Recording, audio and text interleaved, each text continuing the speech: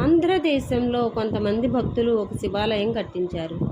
శివలింగాన్ని గర్భాలయంలోకి తీసుకొని వెళ్లాలని వారు ప్రయత్నించగా వారు దాన్ని ఒక్క అడుగు కూడా ముందుకు కదపలేకపోయారు. వారు ఆశ్చర్యచకితులై ఈ విషయాన్ని పరమాచార్య స్వామివారికి చెప్పడానికి కంచి వచ్చారు.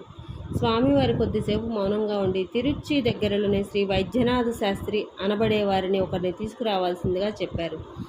వారు వైద్యనాథ శాస్త్రి గారి చెవిలో ఏదో చెప్పి ఆ భక్తులకు వారిని మీతో పాటు తీసుకువెళ్ళండి అని చెప్పారు.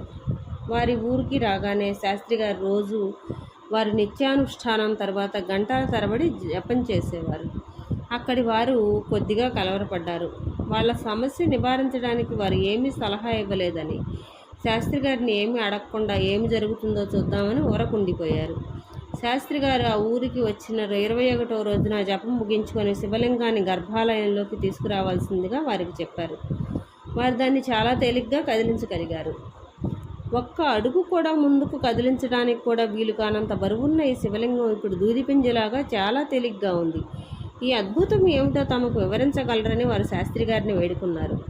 శాస్త్రి గారు వారితో తనకు కూడా ఏమీ తెలియదని, పరమాచార్య స్వామివారు ఈ శివలింగం ముందు కూర్చొని 21 రోజుల పాటు పంచాక్షరి జపించమని చెప్పారని, అంతకు మించి తనకు ఏమీ తెలియదని చెప్పారు. పరమాచార్య స్వామివారు ఈ 20వ శతాబ్దంలో కూడా పంచాక్షరి మహామంత్ర గొప్పదనాన్ని ప్రత్యక్షంగా చూపించారు. అప్పరు కొన్ని శతాబ్దాల క్రిందం చూపించినట్టుగా 63 మంది నాయనార్లలో 4 ఆళ్వార్లుగా ప్రసిద్ధులు.